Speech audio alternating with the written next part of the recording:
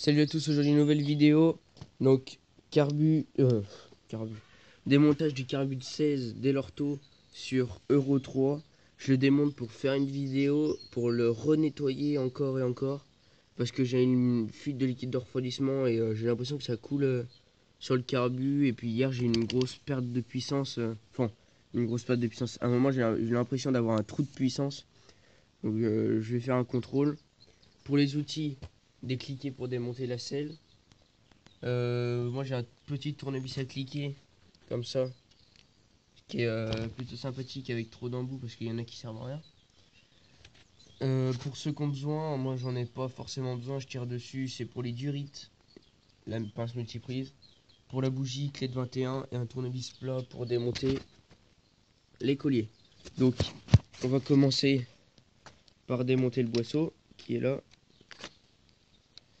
Voilà, j'ai déjà commencé à le dévisser un peu. Est-ce que je peux passer par là? Non.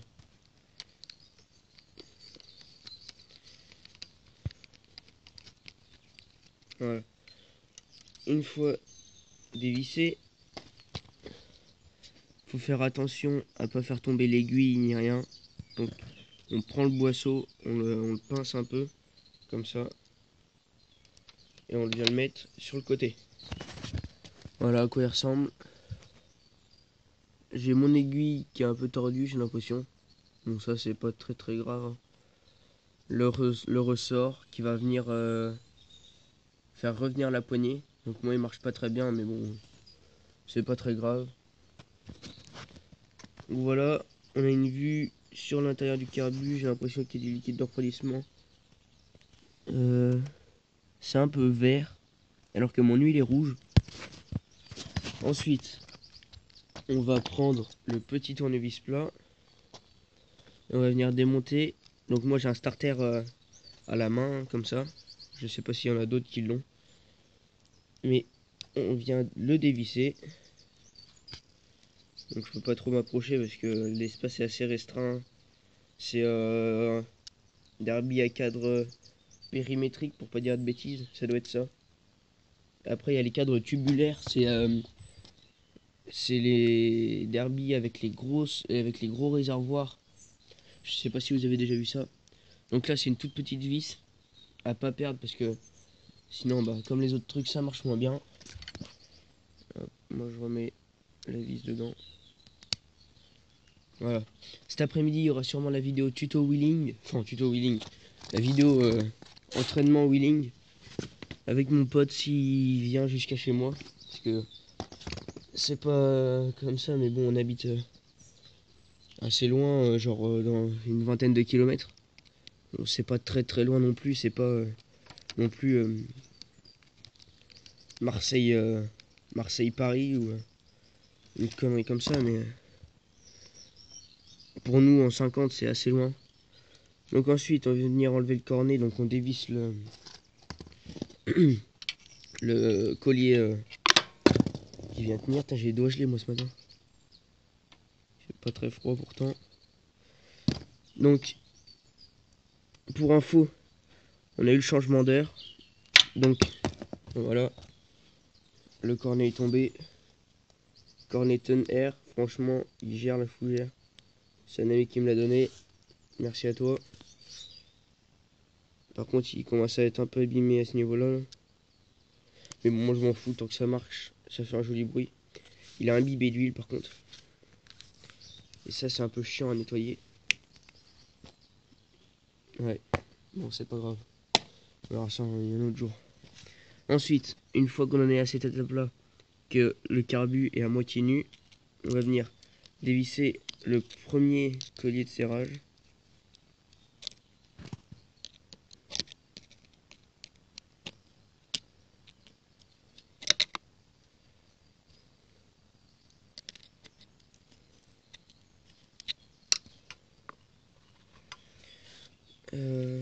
Putain, pour une fois qu'il y a une bonne qualité, et ben, je vais pas réussir à dévisser. Voilà, il est dévissé, donc normalement, hop, on tire un peu sur le carbu et il va venir. Alors, petite précision, essayez de garder le carbu le plus horizontalement possible. le plus horizontal possible, pardon. Et on va l'emmener sur l'étau. Sur l'étau. Donc, hop, moi je le mets comme ça. Je le mets souvent dans un gobelet, une connerie, pour le tenir. Faire un peu de place. La 125. Je démonterai la boîte à air. J'ai un pote sur sa 50. Il a le même carbu qui est sur la 125, un carbu 24. Franchement, il envoie son carbu. Donc, une fois comme ça sert à rien que je mette comme ça d'ailleurs. On va venir enlever les vis qui sont en dessous. Donc les deux vis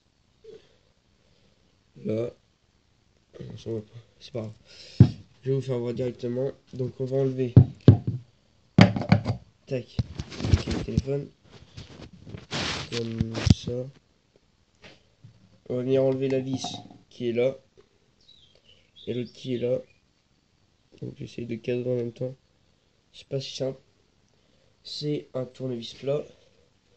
Donc un tournevis plat, j'en ai un là. Et c'est parti. Donc toujours en gardant la cuve le plus droit possible. Le plus... Ah. Donc c'est normal s'il y a de l'essence qui coule un peu, hein, c'est qu'il en reste dans la cuve.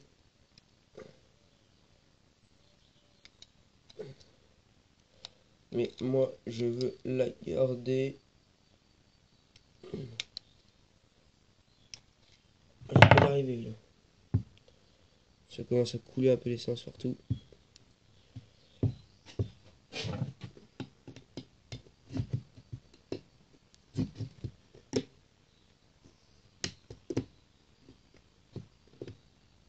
Voilà, je réussis. Bon, j'en ai foutu partout bien sûr. Franchement, en démontant un carbu, celui qui arrive à pas foutre une goutte d'essence à côté, je l'appelle champion. Parce que c'est vraiment difficile.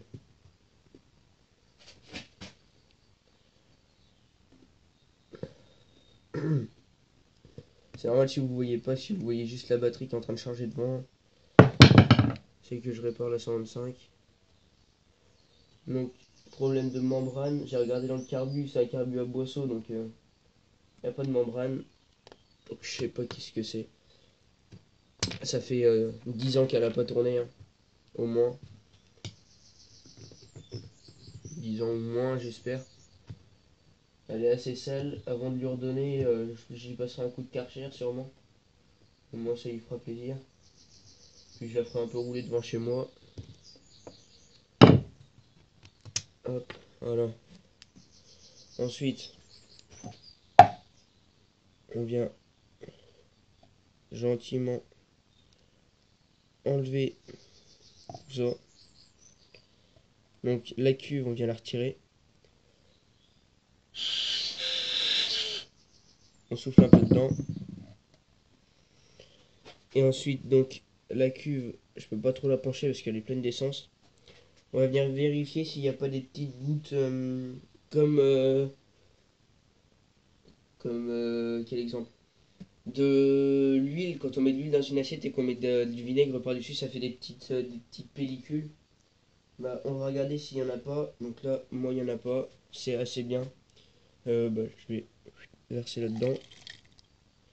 Donc c'est assez rouge, donc c'est normal, hein, c'est la couleur de mon huile. Si c'est pas de la couleur de votre huile, faut que je quand même un peu s'inquiéter. Moi, je vais passer tout ça à la soufflette. Donc, on va venir le dévisser complètement. Dévisser, donc là, il y a une petite vis. On vient l'enlever.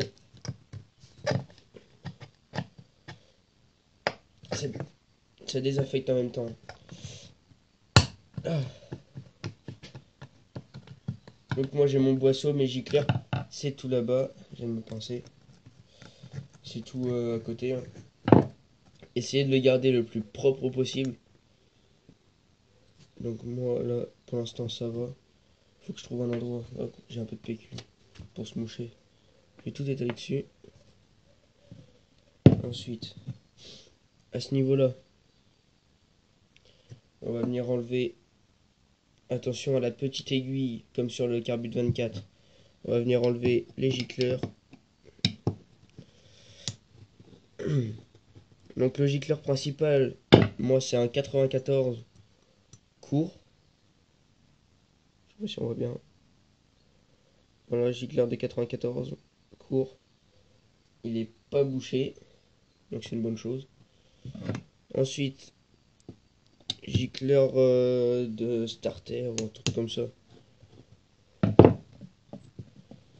Hop, donc c'est un gicleur long